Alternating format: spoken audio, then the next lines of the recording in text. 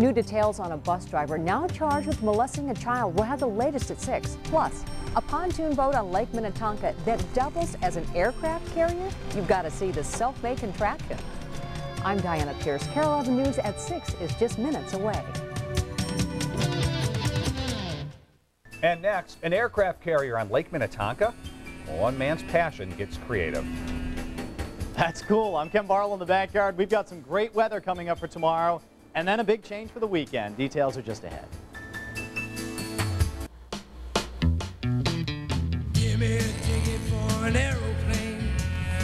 Well, it may look like your ordinary pontoon boat, but a couple of guys made a slight change, and it's really taken off. The top of the boat doubles as an aircraft carrier, Allowing the guys to launch their radio-controlled planes. The takeoff is easy. It's the landing that's tough. Here's KARE 11's Ken Speak.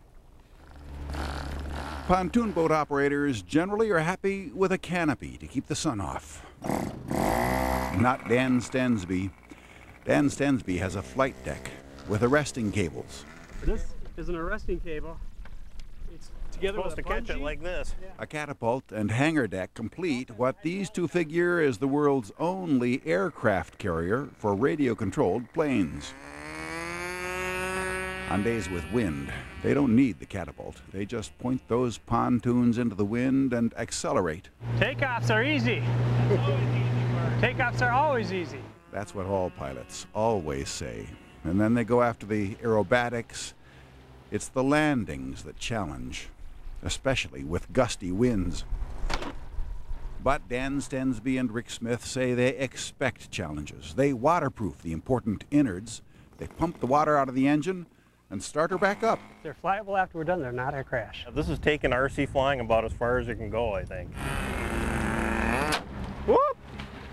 Splash one! Some days are like that. Failure after failure after failure. Woo! But not crashes.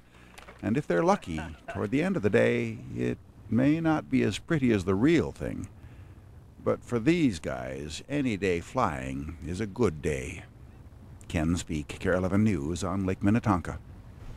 Dan Stensby and Rick Smith say there's one important benefit to running their aircraft carrier this time of the week. When almost nobody else is using the lake, they have the biggest flying field in the whole metro area all to themselves.